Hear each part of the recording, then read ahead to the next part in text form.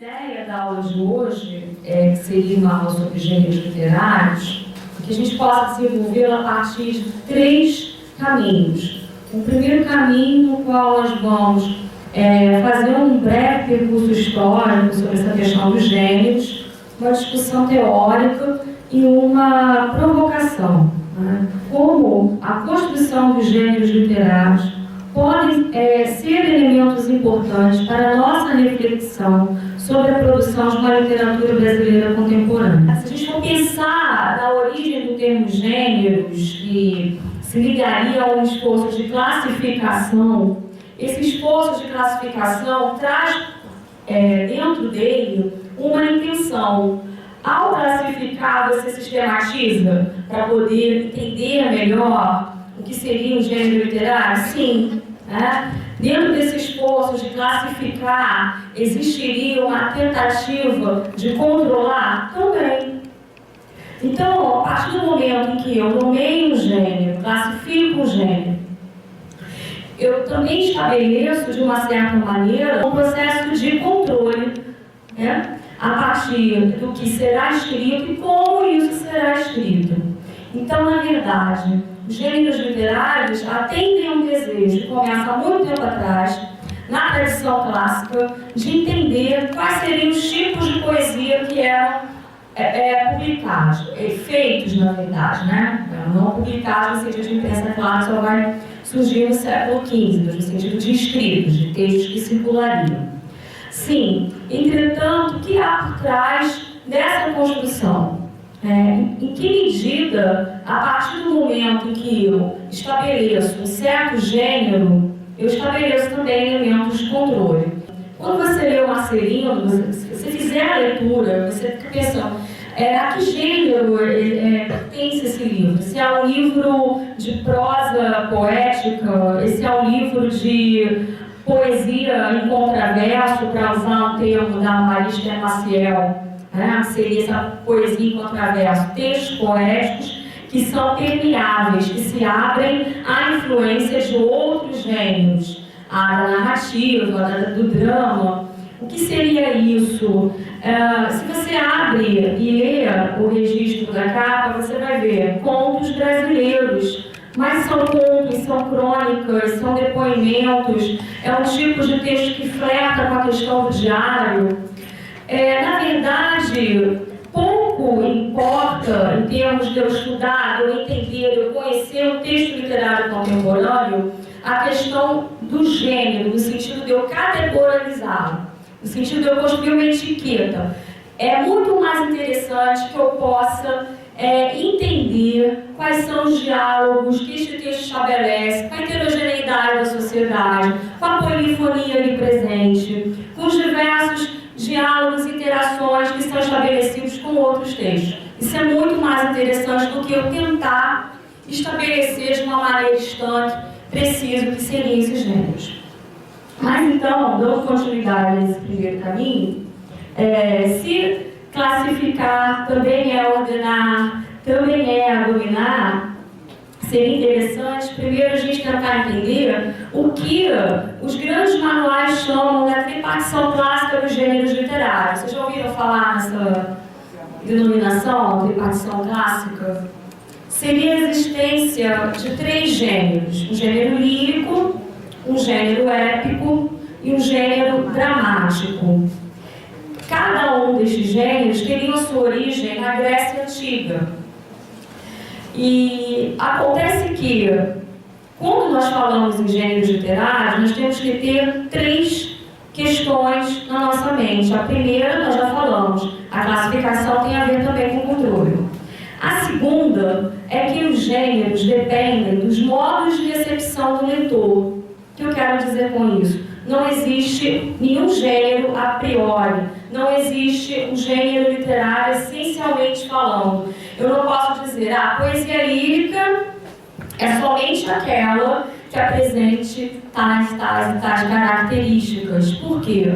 Porque o gênero literário depende também da interação entre a obra e o público que lerá essa obra. Eu vou dar para vocês, no decorrer da palestra, alguns exemplos para a gente conversar melhor sobre esse aspecto. E o terceiro aspecto é a questão justamente do hibridismo. Que é isso, o hibridismo? É muito difícil nós encontrarmos na contemporaneidade, não só na pós-modernidade, mas na contemporaneidade, até mesmo a partir do século XIX, não precisa ser a partir do XX, a partir do XIX mesmo, é muito difícil nós encontrarmos um texto que pertença a um gênero literário considerado como puro. O que eu quero dizer com isso? Que essa tripartição sobre a qual eu vou falar para vocês agora, que vai dividir os gêneros literários em 3 categorias, gênero lírico, gênero épico e gênero dramático, é uma tripartição que tem um efeito muito mais didático e limitado do que seja algo que a gente possa usar como uma ferramenta da realidade, dada essa questão da liberdade da construção literária, que traz a experimentação e a construção de novas formas de escrever e, consequentemente, de novos gêneros. E aliado a isso, a questão também da recepção do público leitor, ou seja, o que o público tem como pré-conceito, no sentido de informações que eu tenho já sobre um certo gênero, sobre um certo livro, essa informação vai impactar na construção da ideia sobre certos gêneros. Entende o que eu estou falando? Que a formação do gênero é uma via de mão dupla. Ela depende da recepção do público leitor e do próprio processo de experimentação da obra literária, que é um processo permanente, é um processo dinâmico.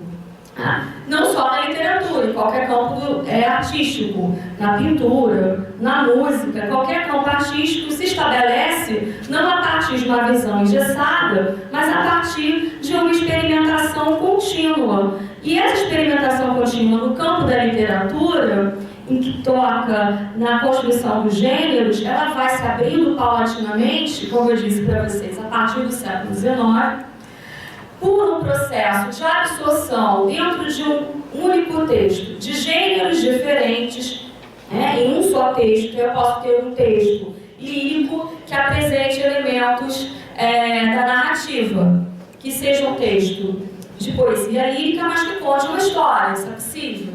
Ou eu posso ter um texto, a partir do século XX, a gente vê isso no João Cabral de Melo Neto, no Morte e Vida Severina, que é um texto escrito como um drama, mas que apresenta uma face híbrida muito clara e muito relevante também.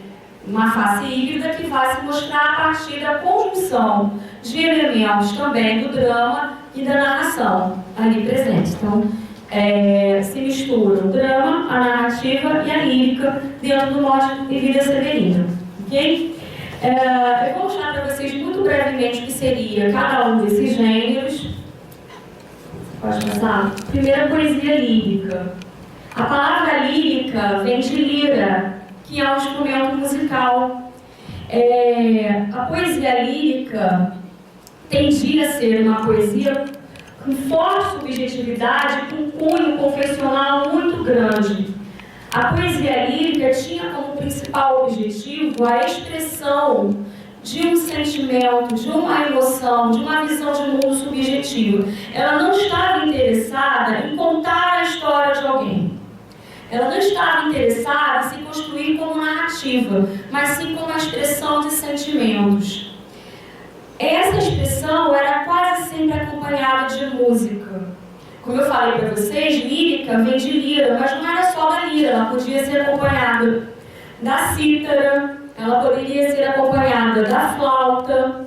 Aristóteles, que foi um dos principais pensadores sobre a questão dos gêneros literários, em um livro chamado Arte Poética, que só chegou para nós em parte porque boa parte dele se perdeu através dos tempos, com o domínio cultural da Igreja Católica, que escondia os textos da Antiguidade Clássica, mas o que chegou até nós dessa arte poética de Aristóteles, no qual ele tenta classificar os gêneros literários de sua época, não se fala quase nada da poesia lírica. Ele fala do que ele entende como sendo a literatura, a poesia. A época ele não existe essa etiqueta, esse nome literatura, se fala em poesia. ele classifica na segunda parte a poesia épica, que é a poesia narrativa, e a tragédia e a comédia, que são as expressões da poesia dramática, da poesia feita para ser representada no palco. Mas ele fala quase nada ali, que ele só fala no começo que existem os cantos e que esses cantos podem ser da lírica, ele fala da aulética, que é essa poesia acompanhada ao som da flauta, e da citarística, que é a poesia acompanhada ao som da cítara. Mas, de qualquer maneira, são poemas com cunho muito profundo no que toca à expressão dos sentimentos. É muito comum nós encontrarmos nos grandes manuais, principalmente de ensino médio, a ideia de que a poesia lírica é uma poesia que fala de amor, que fala dos sentimentos amorosos. Ora, sentimento não é só amor. Sentimento também é raiva, sentimento também é indignação, sentimento também é tristeza profunda. Né? Então, desde o surgimento da poesia lírica, ela surge com múltiplas formas líricas. Então, havia, por exemplo, o Himeneu, que era um canto de alegria para celebrar os casamentos. Havia a elegia, que é um canto de luto, de pesar, geralmente declamados por ocasião da morte de alguém. Então havia vários tipos de formas líricas, e essas formas vão continuar. É claro, acabamos de falar, não, que os gêneros literários são dinâmicos.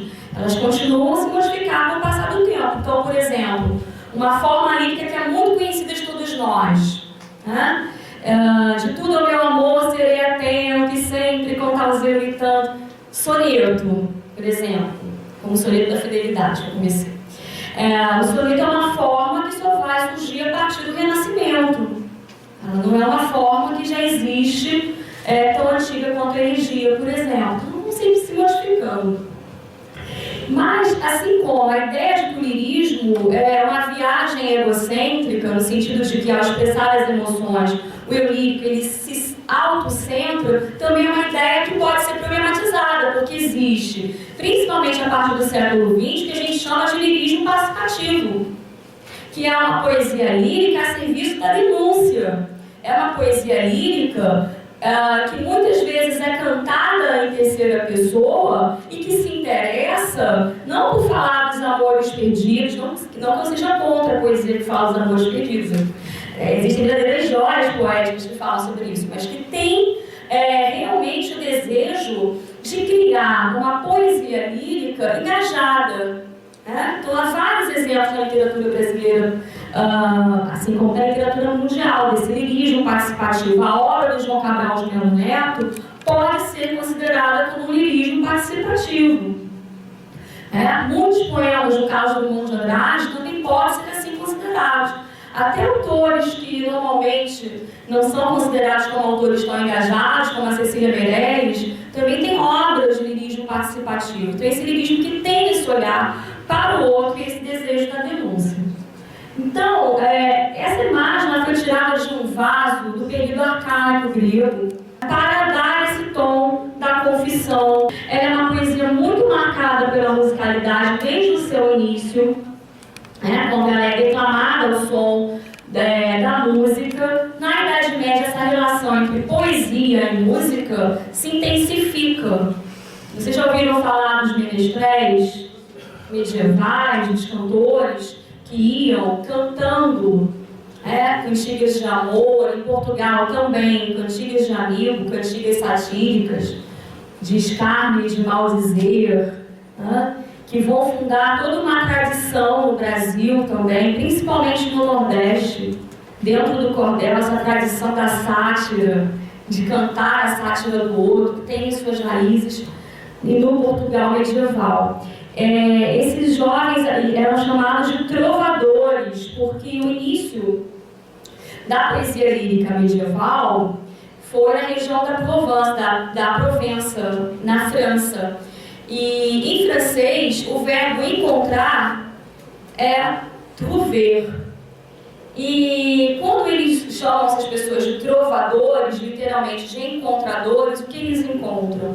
Eles encontram, para a letra que eles escreveram, para o poema que eles escreveram, a música que perfeitamente se casa com aquele sentimento que ele quer expressar.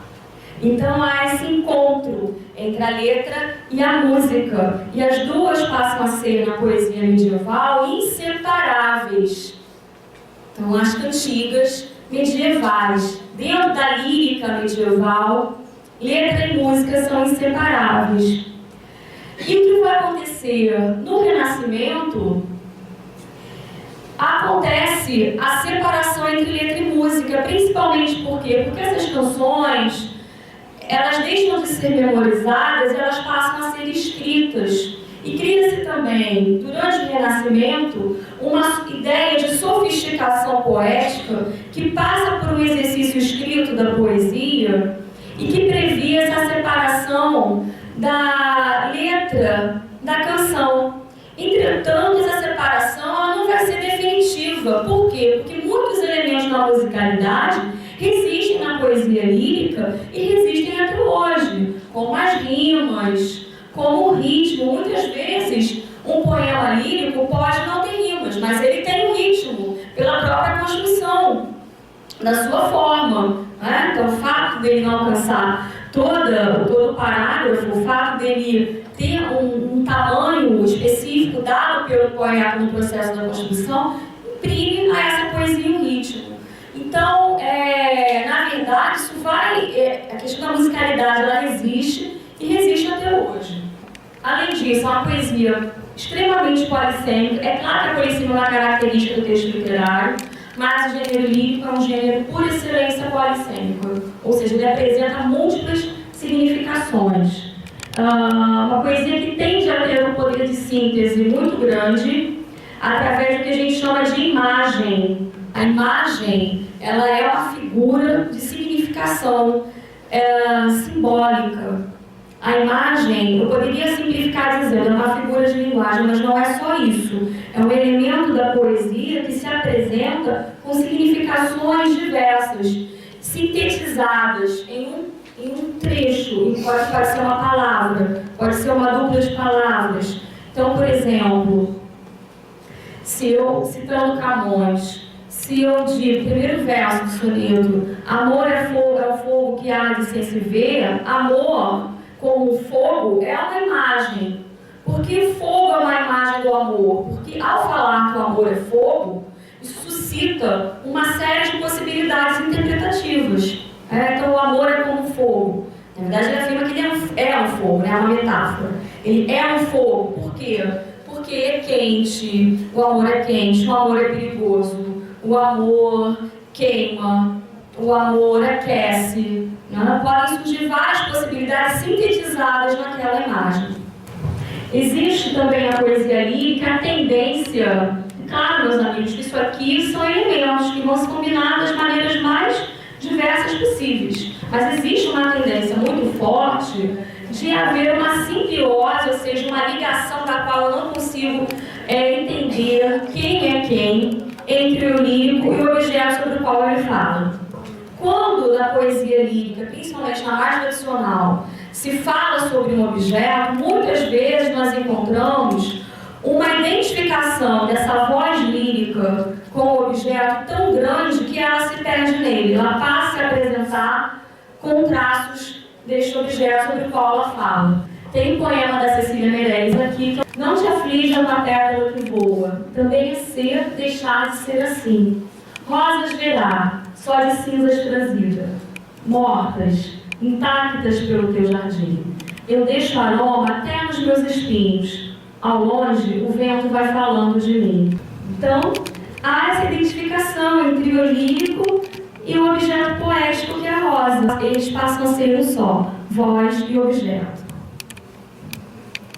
Tem um poema que é citado no texto da Maria Esther Maciel, que se chama Palavras ao Léu, do Paulo Leminski. Isso aqui é um poema bem interessante para a gente perceber essa questão da absorção.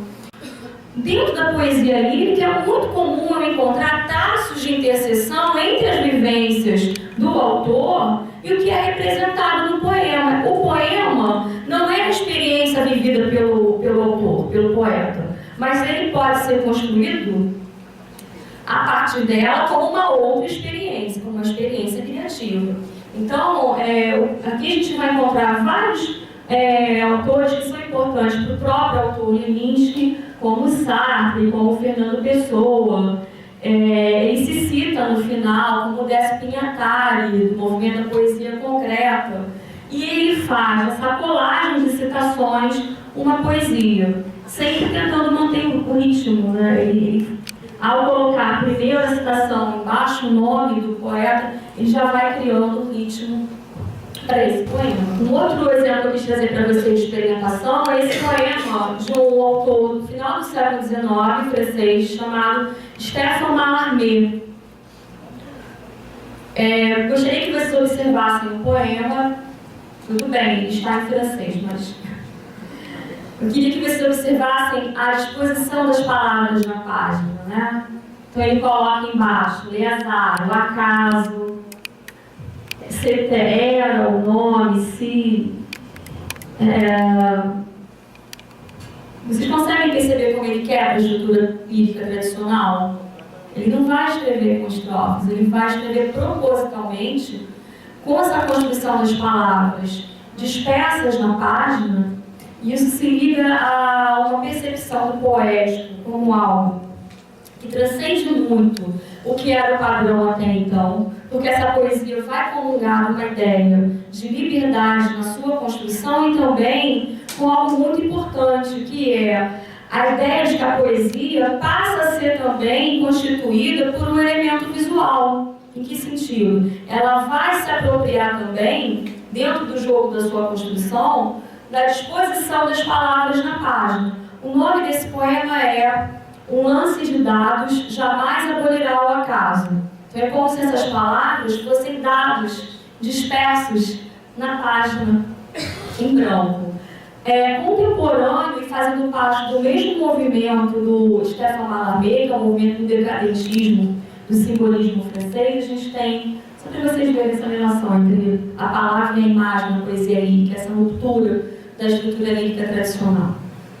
Esse poema do Guillaume Apollinaire, o nome do poema é Chove. E ele escreve o poema dizendo, cada traço na vertical seria um verso, digamos assim. Então ele diz chove na forma da chuva caindo, né? Isso que ele compõe se chama caligrama.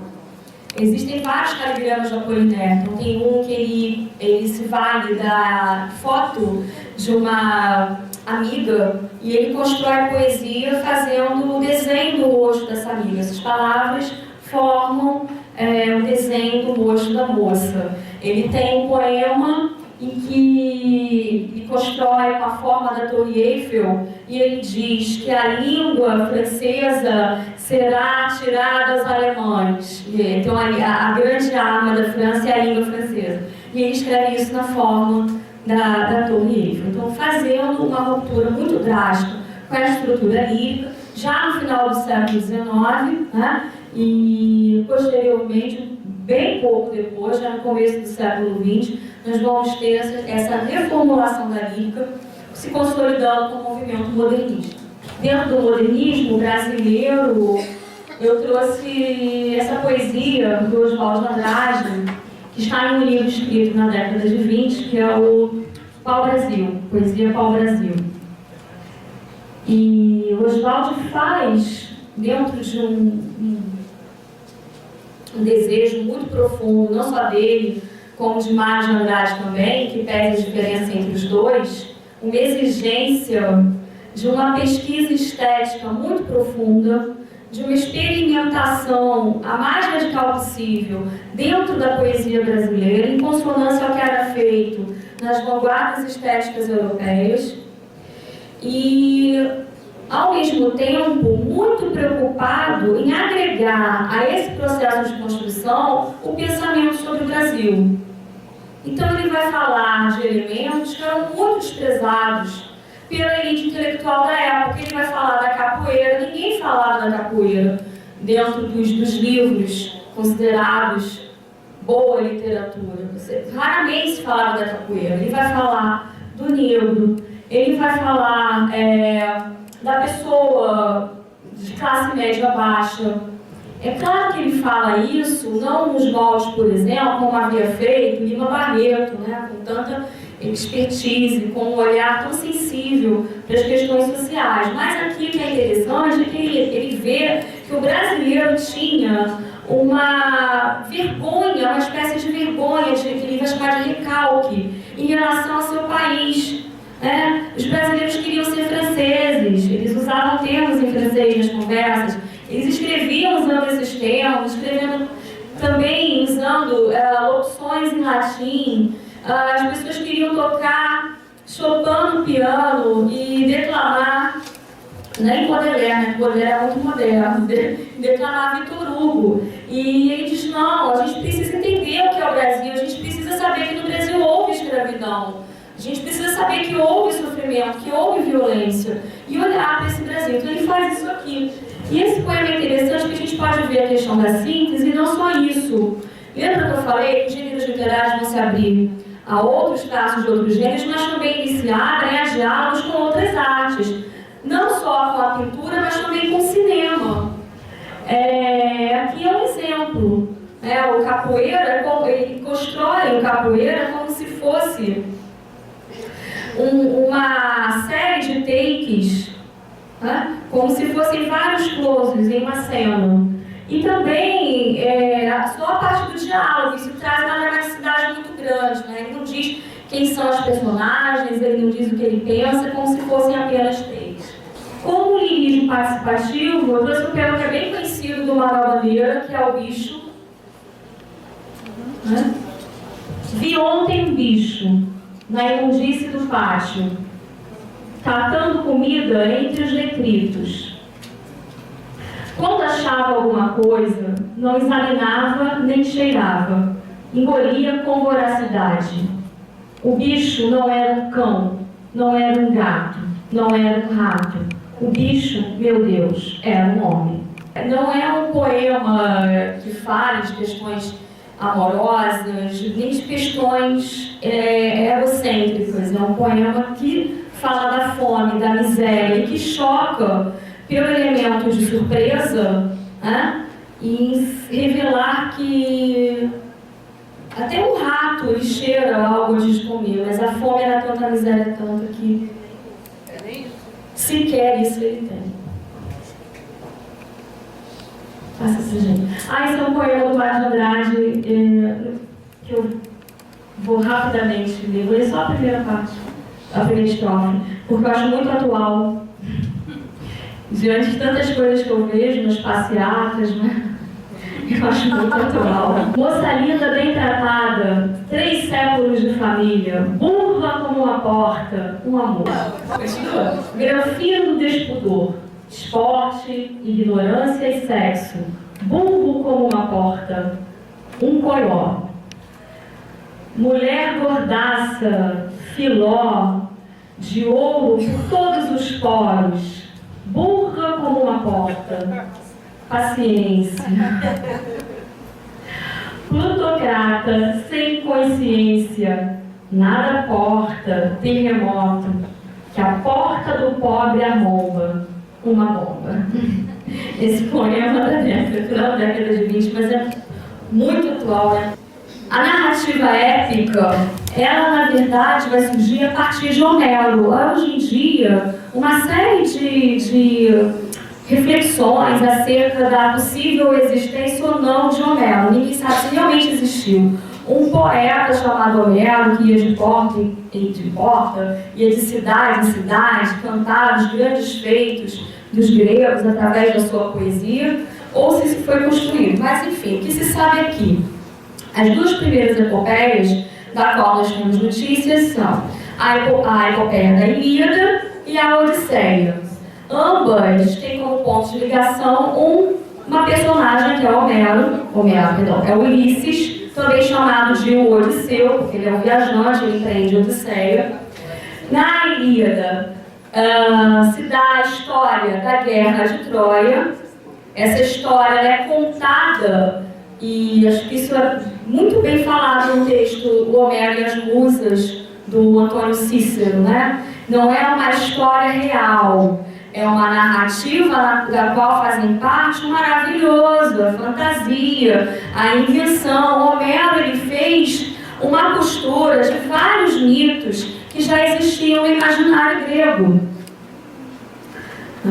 E ele escreveu uma história longa. A palavra epopeia significa isso, epos vem de voz, de contar, e peia é de longa extensão. Então a epopeia ela é uma história longa, ela é escrita na forma de poesia e ela é dividida em vários cantos. Cada canto narra um episódio, com início, meio e fim. E todos esses episódios estão vinculados ao tema central. Então, por exemplo, na Ilíada o tema central vai ser, como nós falamos, a Guerra de Troia.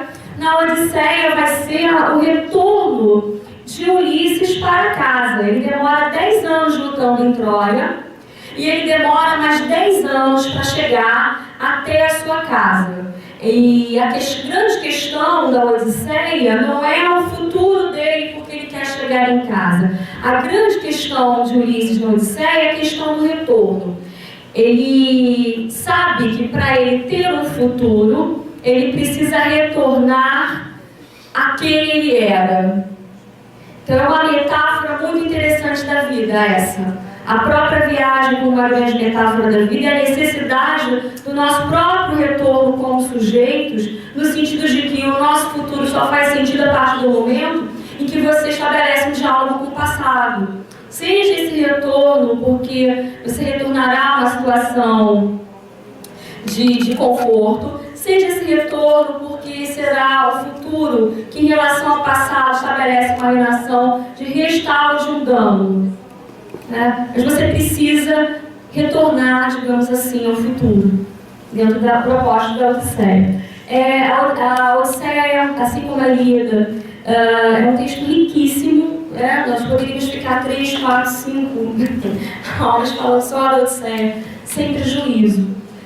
Aqui só um exemplo do primeiro canto da Odisseia.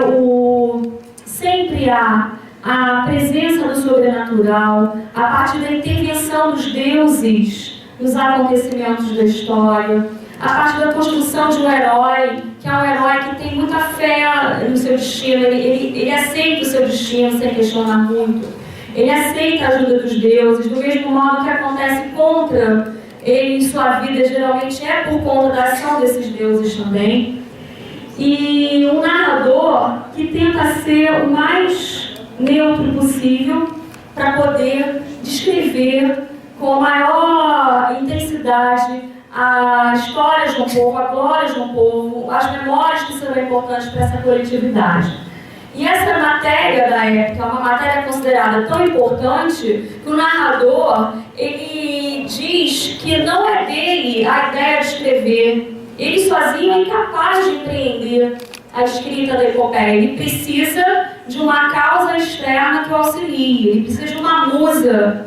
Ele precisa de uma inspiração, ele precisa de um ser divino que possa auxiliá-lo a fazer essa construção épica. Então ele vai mostrar que o assunto sobre o qual ele fala é tão importante que um mortal não daria conta. Precisa ser um escolhido dos deuses para poder empreender essa tarefa de escrever a epopeia, essa narrativa tão gloriosa. Com o passar do tempo, a epopeia vai perdendo força, né? Até se chegar ao século XIX, em que nós nos vemos perante uma sociedade capitalista, individualista, né? Com uma pobreza da experiência coletiva, na qual as grandes questões impostas pela narrativa épica já não fazia mais sentido. Então não fazia mais sentido lutar em prol de uma coletividade dentro de uma sociedade como a que se consolida no século XIX, na qual o sujeito está perdido, ele não tem fé, ele não tem amigos, ele não sabe o que vai fazer da vida. Então isso impõe um espaço importante para a emergência de um outro tipo de gênero literário narrativo que vai suplantar a epopeia a partir desse momento, que vem a ser o romance. O romance ele abre espaço para uma fala da vida subjetiva do sujeito, de uma vida subjetiva. Ela se centra não na grandiosidade da coletividade, mas principalmente em assuntos prosaicos. Então é como se houvesse uma fechadura através da qual se olhasse e se soubesse do que está acontecendo na casa daquela pessoa, os conflitos familiares, as questões amorosas. Então são questões muito mais individualistas. É claro que até chegar ao romance vão surgindo várias formas, diferentes narrativas. Na Idade Média, as narrativas medievais, as canções de gesta, que vão contar narrativas geralmente ligadas às cruzadas. E, por exemplo, uma imagem que eu tirei de um livro de uma narrativa ibérica que é o El Cid. Dante, com a Divina Comédia do Renascimento, também apresenta uma mudança importante. Ele vai criar neste livro, a Divina Comédia, que é um livro bastante conhecido, dividido em inferno, purgatório e paraíso, ele narra uma trajetória de uma personagem que é seu alter ego, e ele escreve usando a forma dos cantos, a forma épica. Só que é uma épica em que ele fala do coletivo, das pessoas de Florença, que é a cidade natal dele, sim, mas é uma épica que tem como traço principal o percurso do sujeito, dele, Dante, que se vê no meio da vida, tendo que escolher entre uma vida de virtudes ou de vícios. E ele então empreende essa viagem, né, que ao término fará encontrar com a sua amada, Beatriz, mas ele empreende uma viagem de conhecimento para si, principalmente. E Dom Quixote seria um outro exemplo anterior ao século XIX que vai mudar bastante o gênero da narrativa. Ele apresenta um herói que não é mais um herói clássico, ele já é um anti-herói.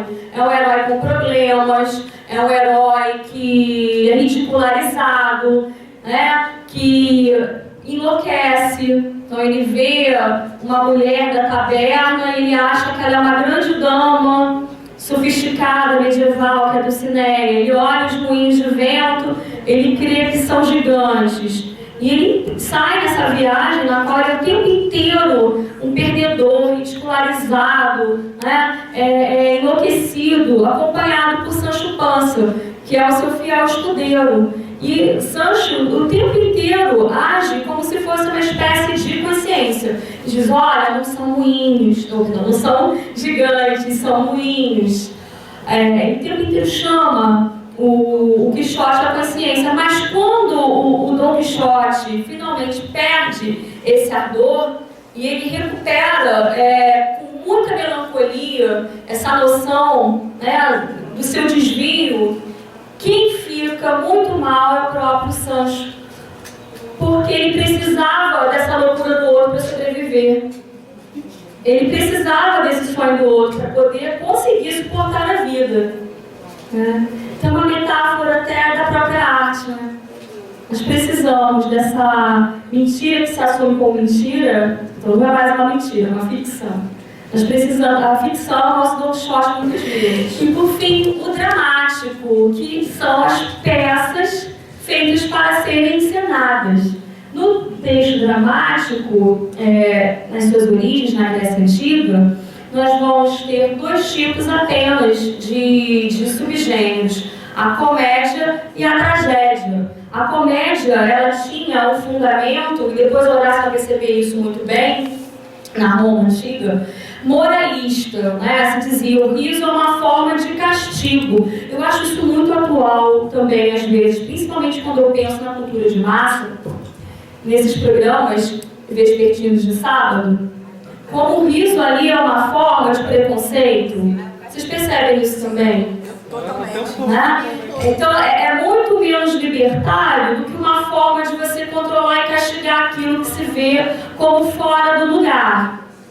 Então, por exemplo, tem uma comédia que é uma das mais famosas da antiguidade, que é a Lisístrata, ou a Greve do Sexo, e que fala sobre uma greve empreendida por mulheres e homens que lutavam na guerra, e elas resolvem ficar sem fazer sexo para que a guerra chegasse ao fim. Isso é cômico para a época, por quê? Porque é um momento no qual a mulher ela é absolutamente submissa.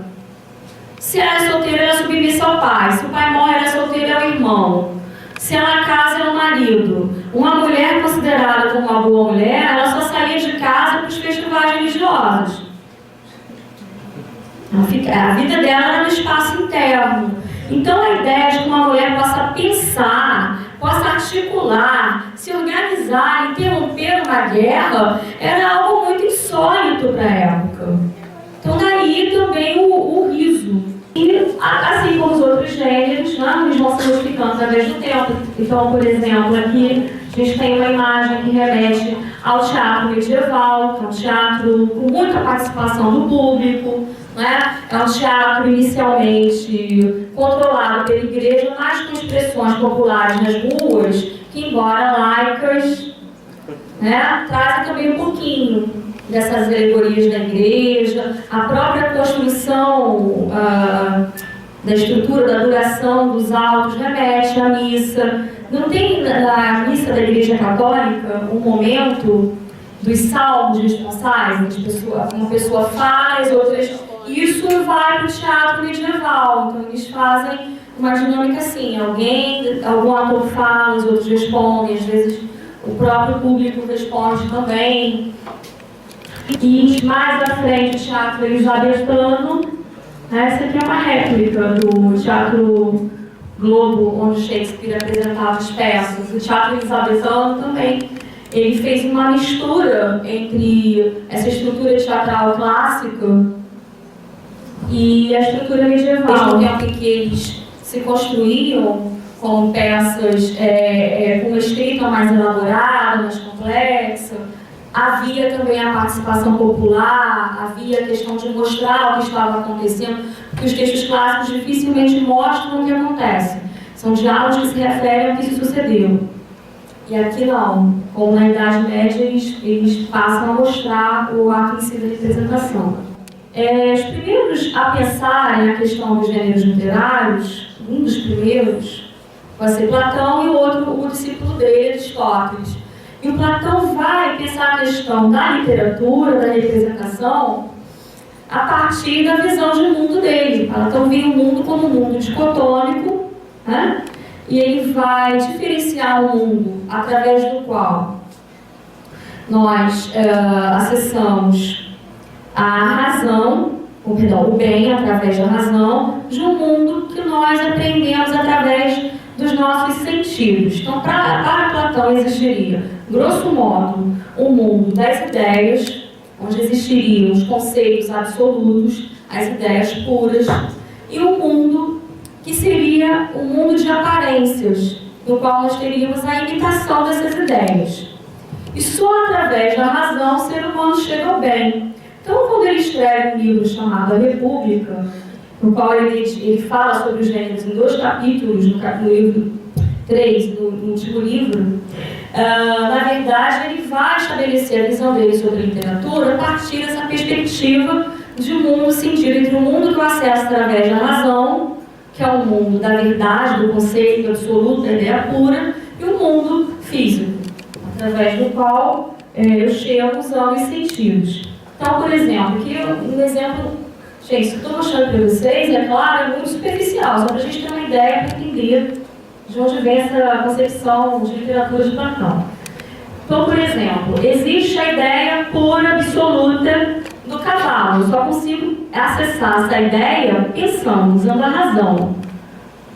O cavalo que eu vejo na vida cotidiana, na vida concreta, que eu posso ver, pegar, tocar, ele não é absoluto. Por que não é absoluto? Porque ele pode ser de várias formas. Compreende? Então, por exemplo, esse cavalo à extrema-direita, ele é uma imitação da ideia de cavalo, ele é uma possibilidade dessa ideia, ele é uma aparência dessa ideia. Existem outras possibilidades além dele. A ideia absoluta, total, eu só vou ter usando a razão, e não vendo tocando um cavalo. Certo? Para Platão, o demiurgo, ele chama de demiurgo, haveria um criador dessas ideias. E o mundo no qual nós vivemos é um mundo no qual há artífices que constroem as aparências dessas ideias. Quando um poeta ou um pintor faz o seu poema ou pinta um quadro, ele na verdade imita o que já é uma aparência. Então, por exemplo, se eu faço quando Homero escreve sobre o cavalo de Aquiles, quando ele escreve sobre o cavalo de Aquiles, ele escreve sobre um cavalo que é, na verdade, uma imitação da ideia do cavalo. Então é como se, ao escrever a poesia, ele estivesse afastando o homem da verdade. Tá? Platão, ele fala tanto do poeta quanto do pintor. Quando ele pinta uma cama, essa cama é uma imitação da cama feita pelo marceneiro, pelo artífice. E, por sua vez, a cama feita pelo marceneiro é uma aparência, é uma sombra, é uma imitação da ideia absoluta de cama. Então, se o marceneiro já faz a imitação da cama, quando o pintor a pinta, ele faz a imitação do que já é uma imitação. Se a verdade está aqui na cama pensada, no conceito absoluto, a cama pintada ou a cama sobre a qual o poeta fala são, para Platão, desvios da verdade. Por isso, a poesia é vista como nociva. Platão textualmente chama os poetas de medíocres. São medíocres e fazem coisas medíocres. Homero só fala sobre... Estou citando República. Homero só fala sobre a guerra porque ele não sabe fazer a guerra. Se ele soubesse fazer a guerra, ele não escreveria. O pintor só pinta o sapato porque ele não sabe fazer o sapato. Se ele soubesse fazer, ele não pintaria, ele faria.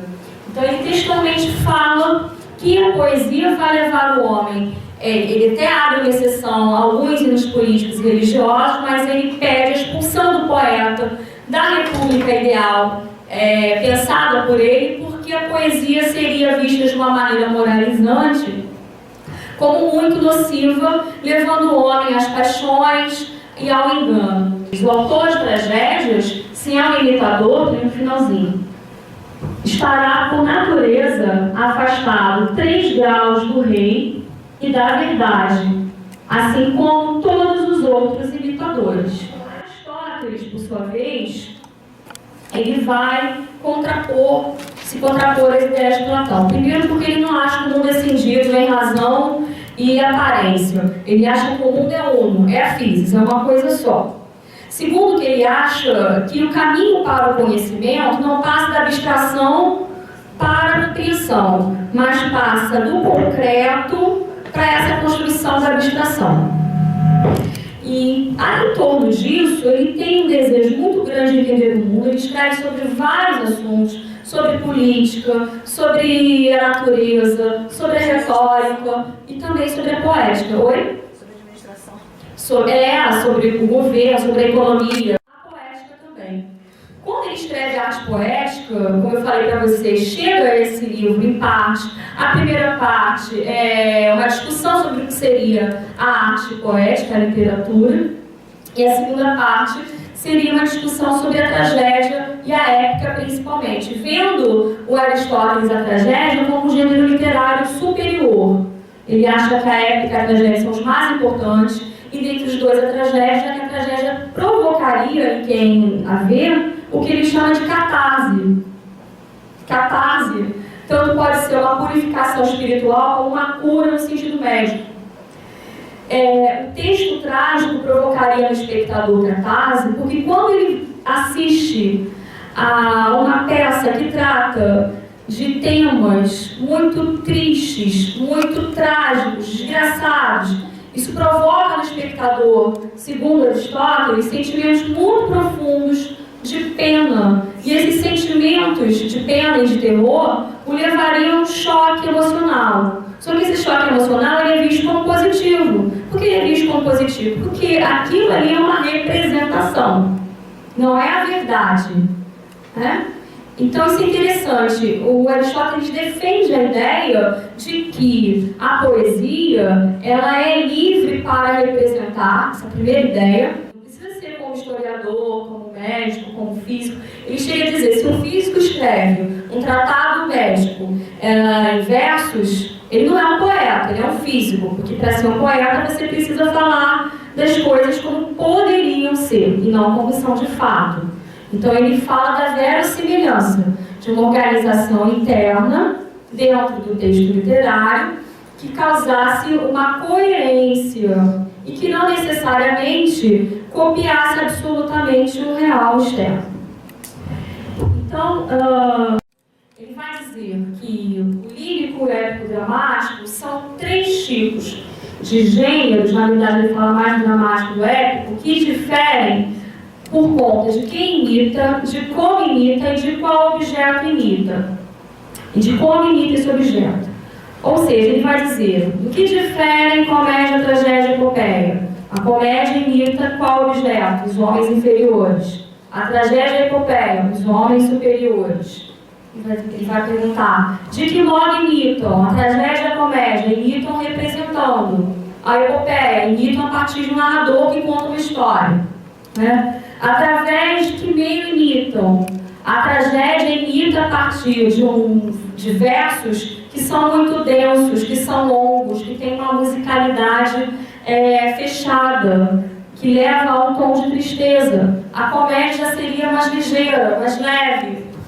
A epopeia, ela tenta manter uma construção métrica que levaria a ideia de uma certa neutralidade, como se o narrador fosse uma janela para espiar o que acontece naquela guerra. Bom, dentro dessa ideia do lírico, do épico dramático, nós vamos perceber várias mudanças através dos tempos. Basicamente, o que a gente vai ver depois da época clássica é um embate entre o que o classicismo diz sobre os gêneros literários, que vai ser recuperado pelo Renascimento, e o que o romantismo vai dizer. O classicismo ele impõe essa perspectiva dos gêneros a partir de uma visão normativa, com normas que orientavam as maneiras de escrever o texto literário. Normas muito rígidas, que durante o século XVI e também durante o século XVIII, durante o classicismo, durante o neoclassicismo, portanto, em termos de períodos literários, vão se construir como indicações muito precisas de como escrever um texto. Para vocês terem uma ideia, no século XVIII, nos manuais de poética, por exemplo, havia orientação até sobre como você vai ter a inspiração, digamos assim. Primeiro você precisa pensar no texto todo, fazer toda a estrutura do poema para depois escrever esse poema. O romantismo vai quebrar essa perspectiva a partir de uma exigência muito forte de uma liberdade subjetiva que encharca as produções poéticas no sentido de que eles se recusam a qualquer tipo de amarras e de pré-determinações. Se a gente for um pouquinho antes do romantismo, no final do século XVIII, que alguns chamam de pré-romantismo, mas eu implico muito com esse rótulo de pré qualquer coisa, não? Porque, na verdade, ninguém sabe, né? Nenhum pré-romântico sabia que era pré-romântico, mas enfim. Houve um movimento chamado Tempestade e Ímpeto, Storm Grande, que vai exigir justamente uma maior liberdade na construção dos textos, no sentido de que perde-se espaço para que surjam novos gêneros a partir de experimentações.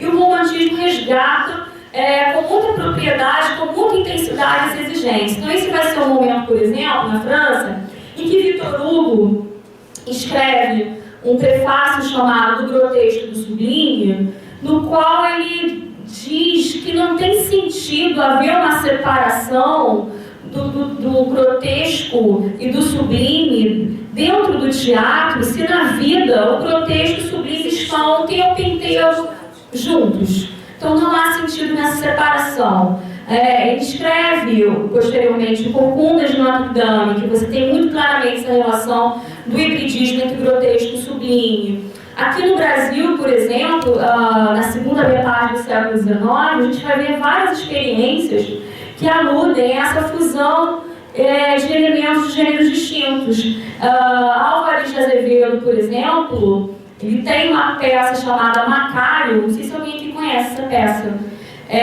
Se vocês não conhecem, é interessante que vocês possam ler. É uma peça que ele começa o prefácio dizendo: eu não sei o que foi isso que eu escrevi. Eu não sei a que gênero isso pertence. Porque é uma peça de teatro? É drama?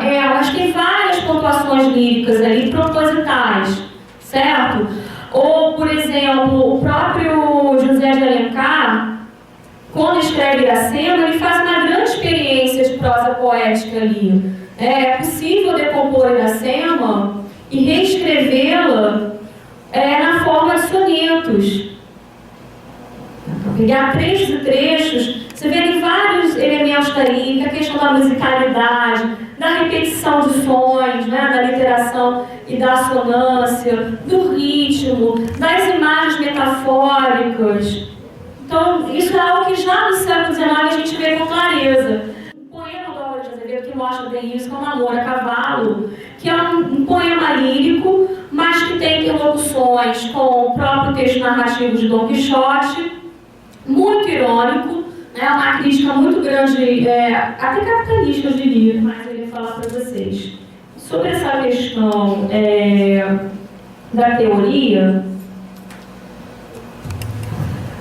como eu falei para vocês no início, existem duas grandes percepções sobre os gêneros literários. Uma que é a normativa, que vai dizer que não, os gêneros são imanentes, não existem características que fecham, por exemplo, a lírica. E o que é isso? Se não for construída desta maneira pura, ela não é poesia lírica. E existe outra corrente, que é a corrente que vê esses gêneros como algo funcional, certo? Ou seja, eles dependem de como um dado grupo social compreende o que seja literatura, depende do que a gente chama de horizonte de expectativas desse grupo, ou seja, qual é a formação dessa pessoa, qual é a experiência dela como leitor, de que modo ela entende o mundo. Tudo isso vai impactar na forma de entender o texto. Não é? Dentro de sala de aula, às vezes a gente vê isso da pior maneira possível. Uma vez eu lembro que eu passei um texto do Dostoiévski chamado Notas do Subterrâneo. E uma aluna falou: professora, esse texto é muito chato. Mas você já leu o texto? Nunca. Mas existia algum discurso, né, que ela elaborou a partir do que seria Dostoiévski. Então você já vai ler Dostoiévski com determinadas impressões. Você já vai ler sabendo, bom, Notas sobre o Subterrâneo é uma novela, né? Não chega a ser um romance, é uma novela. Eu espero encontrar, nunca li eu, mas tem determinadas concepções acerca disso. Então é importante pensar nisso. O Costa Lima diz que é como se o público leitor tivesse uma espécie de filtro a partir de pré-determinações sobre o que seria o literário, e isso vai orientar o processo de leitura dele. Eu vou dar um exemplo que é dado nesse texto dele, que é de uma antropóloga chamada Laura Bonanno. Ela foi para uma selva africana e ela resolveu levar Hamlet do Shakespeare para ler com eles, porque ela achava que Hamlet era um texto universal, que todas as culturas do mundo seriam capazes de compreender Hamlet. Nada eurocêntrico o olhar dela, imagina. E ela leva Hamlet para ler na selva, e ela começa a leitura e diz: bom, essa história de um príncipe dinamarquês, e conta, né, que 3 pessoas viram o fantasma do seu pai e foram chamar o filho, que era Hamlet. Aí eles já começam: mas vão chamar o filho por quê? Porque não vão chamar o rei? Vão chamar uma pessoa jovem? Vai dar problema. Não pode chamar uma pessoa jovem para resolver um problema. Tem que chamar uma pessoa mais velha. Tem que chamar alguém experiente. Ele: não, mas o problema é que o rei era tio do Hamlet, porque a mãe do Hamlet ficou viúva e imediatamente o cunhado se casou com ela. Não esperou passar 2 anos. E aí eles falaram: mas é claro que ela não esperou passar 2 anos. Quem iria cuidar da roça durante esses 2 anos? Essa mulher morreu de fome. Eles têm toda a razão, né? Por que vão esperar 2 anos? Não, eles tinham que se casar. E esse homem é muito honrado, porque ele se casou com essa mulher, né? É claro que se o irmão mais velho casa, é claro que o irmão mais jovem tem que se casar com ela. Ela: não, mas o problema é que apareceu o fantasma. Pai, mas então, ele tem que ter raiva desse fantasma. Ele não tem que ter raiva do tio. O tio fez a coisa certa, ele tem que ter raiva do fantasma. Porra, não, mas não era o fantasma, era o pai dele que voltou. Não, impossível, os mortos não voltam. Se voltou é um agouro, esse agouro tem que ser terminado pelo feiticeiro.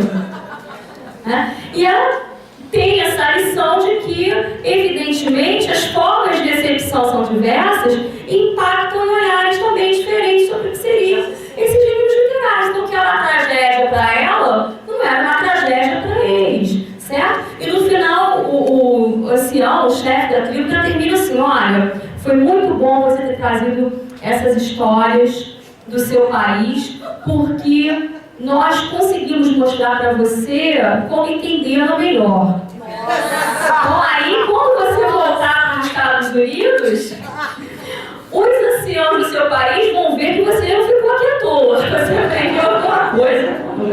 Muito bom. Né? Então, isso vai impactar. Vocês chegaram a assistir aquele videozinho que eu mandei com o Marcelino Freire, lendo Totônia, do Contos Negreiros?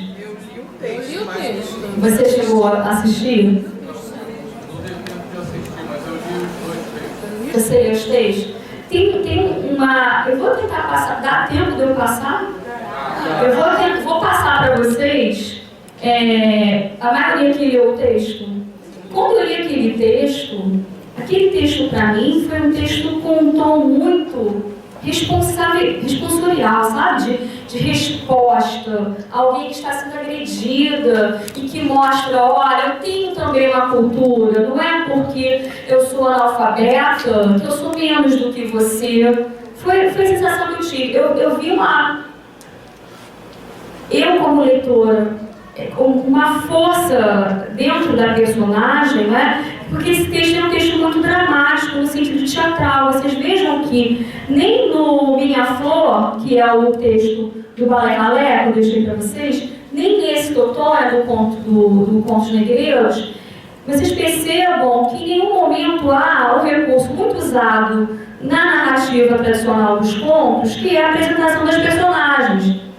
A personagem não, essa aqui, ex-Totônia, eu sou... Não, ele já entra no diálogo. Isso é uma característica dos textos do Freire. A gente também já mergulha na e você já embarca a empatia quase que imediata a partir desse processo de construção dele, né?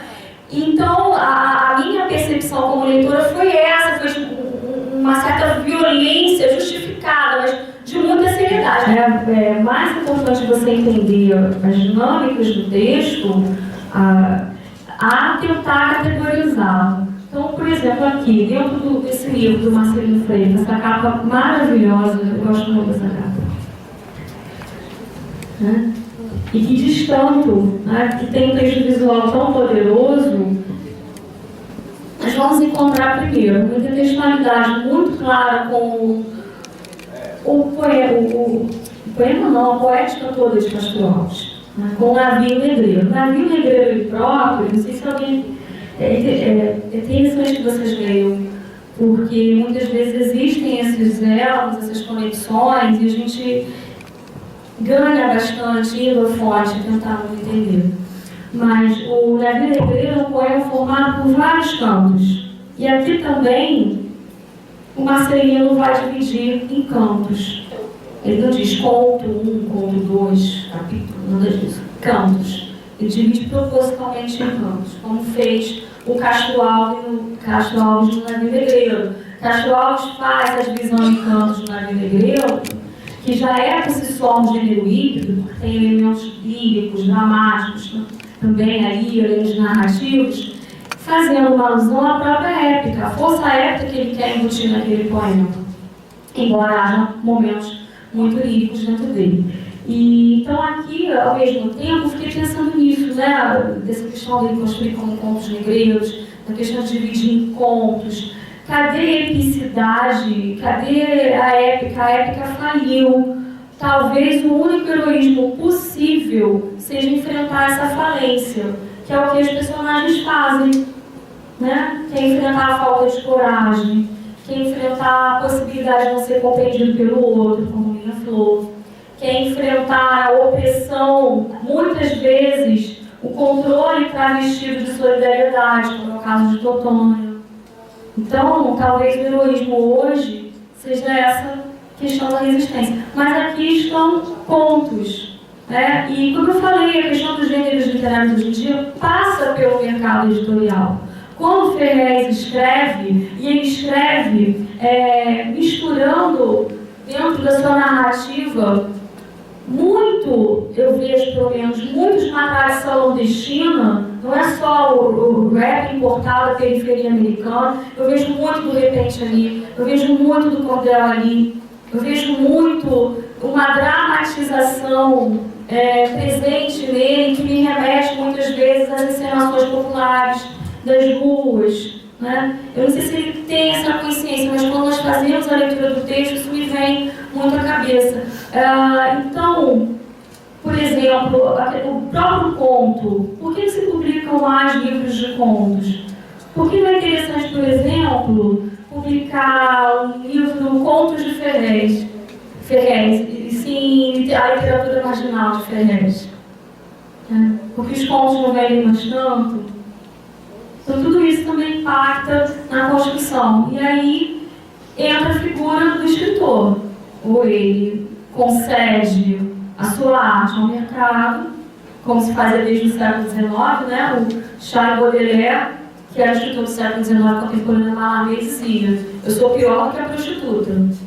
Ele dizia: a prostituta vende o corpo, eu vendo a minha alma, então eu sou pior do que a prostituta. Então, ou você vende a arte, isso é muito idealista ainda, mas você se adequa com esse mercado, pede, inclusive em termos de gêneros, ou você parte para a experimentação e corre os riscos. Tá bom? Obrigada, pessoal.